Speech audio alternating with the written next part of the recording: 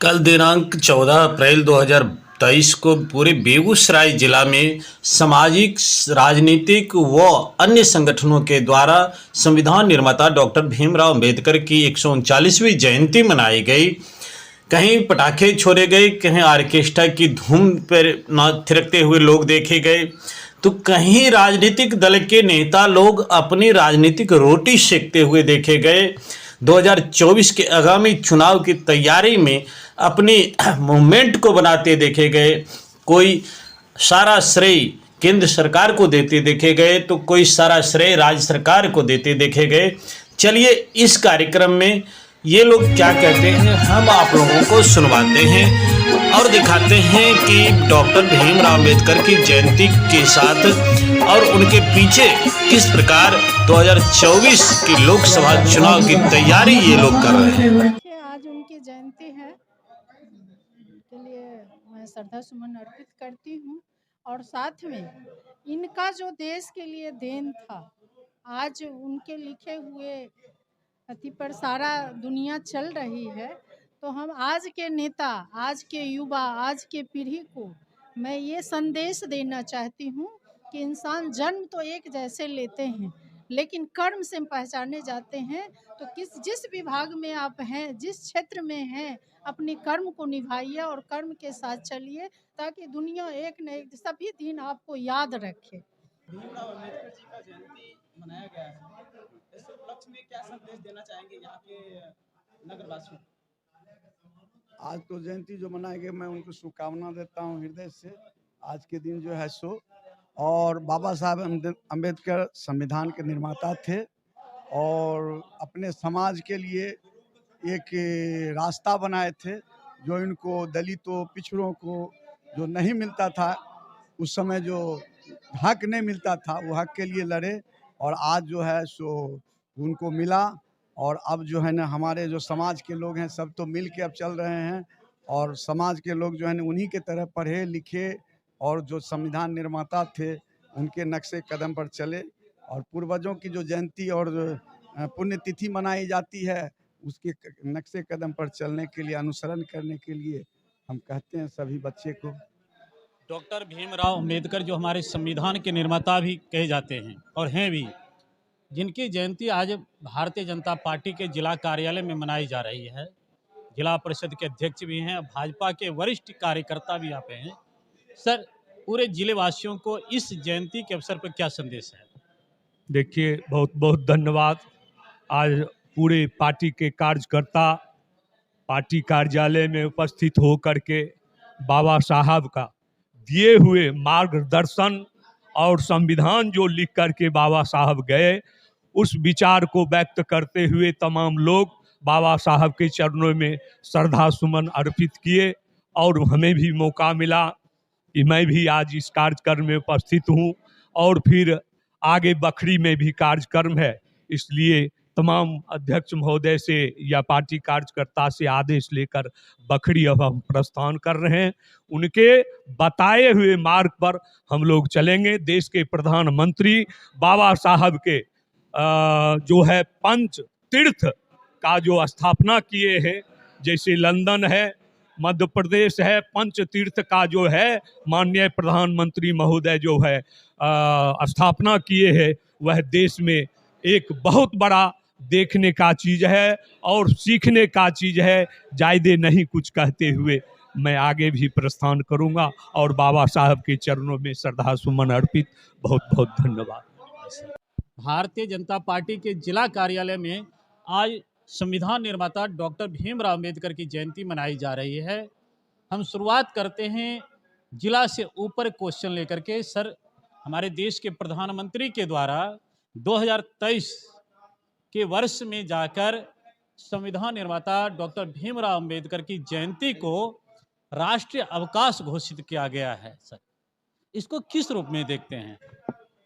ये नरेंद्र मोदी के ही सरकार में और भारतीय जनता पार्टी के ही सरकार में संभव है, क्योंकि ये निस्वार्थ राजनीति करते हैं। बाबा भीमराव अंबेडकर हमारे श्रद्धेय थे, संविधान निर्माता थे और उनको उचित सम्मान मिलना चाहिए। आज नरेंद्र मोदी ने उनको उचित सम्मान दिया, राष्ट्रीय अवकाश घोषित करके, और होना चाहिए घोषणा, बहुत पहले होना चाहिए, लेकिन बाकी जो सरकार थी कभी प्रयास भी नहीं किया। सिर्फ बाबा साहब आम्बेडकर के उनको वोट बैंक के रूप में उनके जाति को, यहाँ के समाज को वर्गीकृत कर वोट की राजनीति के लिए उनका यूज किया, लेकिन ऐसा नहीं है। वह हमारे श्रद्धेय हैं, हमारे प्रधान हैं, जो उन्हीं के अनुसार संविधान चलता है। उचित सम्मान हमारे मोदी जी ने उनको दिया और हमेशा हमारी सरकार रहेगी, उनको उचित सम्मान हमेशा मिलेगा। सर, आप कहते हैं कि प्रधानमंत्री जी सम्मान दिए, लेकिन राजनीतिक पार्टी के द्वारा ये भी कहा जाता है कि देश के प्रधानमंत्री नरेंद्र मोदी बाबा डॉक्टर भीमराव अंबेडकर के संविधान को ही नष्ट करते हैं, वो संविधान को ही खत्म करने पर तुले हुए हैं। बोलने के लिए तो बोलने वाला बोलता है कि रामायण गलत है, महाभारत का सब चौपाई गलत है, राम नहीं है, वो एक मनुष्य थे। तो बोलने के लिए क्या बोलिएगा? सब जानता है कि भारतीय जनता पार्टी कितना बड़ा सम्मान दे रहे हैं सबको, लेकिन विरोधी तो सिर्फ वो चाहते हैं कि हमको वोट बैंक की राजनीति से ऊपर नहीं उठे हैं और उनका ऊपर उठने का प्रयास भी नहीं है। धन्यवाद सर। हमारे साथ बेगूसराय भाजपा के रीढ़ कहे जाते हैं वरिष्ठ भाजपा नेता, सांसद, प्रतिनिधि अमरेंद्र कुमार अमर जी हैं। इस बार भारत के प्रधानमंत्री डॉक्टर भीमराव अंबेडकर की जयंती को राष्ट्रीय अवकाश घोषित किया है सर। देश की आज़ादी के बाद जिन्होंने हमारे संविधान को लिखा, जिस संविधान पर हम पूरे भारतवासी चलते हैं, अपनाते हैं, और उनकी जयंती को इतने दिनों बाद राष्ट्रीय अवकाश घोषित किया गया, इसके पीछे कहीं राजनीतिक धारणा तो नहीं? सबसे पहले तो मैं संविधान निर्माता भारत रत्न डॉक्टर भीमराव अंबेडकर की जयंती पर शुभकामना देना चाहते हैं, और साथ ही साथ ये भी कहना चाहते हैं कि संविधान में जो अच्छी बातें हैं, समानता का, मौलिक अधिकार का, और साथ ही साथ सर्वस्पर्शी समाज के कल्याण का, इसमें जो बातें संविधान में रखी गई, ये बाबा साहेब भीमराव अंबेडकर की सबसे बड़ी बातें। और जिस प्रश्न को आपने रखा उसके तरफ भी हम इशारा करना चाहते हैं कि कांग्रेस के समय में भीमराव अंबेडकर को जितना तिरस्कार किया गया, अब ये समझ लीजिए कि कानून मंत्री के बाद जिस आदमी को कांग्रेस ने हराने के लिए उपक्रम किया और भीमराव अंबेडकर चुनाव हार गए, और कांग्रेस ने बराबर भीमराव अंबेडकर को तिरस्कार करके राजनीति से विदा करने का षड्यंत्र रचा, वो कांग्रेस भी आज भीमराव अंबेडकर का नाम जप रही है। और जहां तक भारतीय जनता पार्टी का सवाल है, भारतीय जनता पार्टी ने हमेशा सर्वस्पर्शी समाज के लिए और सर्व समाज के लिए काम किया है, और यही कारण है कि भारत के यशस्वी प्रधानमंत्री नरेंद्र मोदी जी ने अंबेडकर को जो सम्मान मिलना चाहिए था, अंबेडकर ने एक अधिवक्ता के रूप में, एक विधिवेत्ता के रूप में, एक संविधान के मर्मज्ञ के रूप में जो सेवाएं दी, और भारत के कानून मंत्री के रूप में उनको वो स्थान नहीं मिला।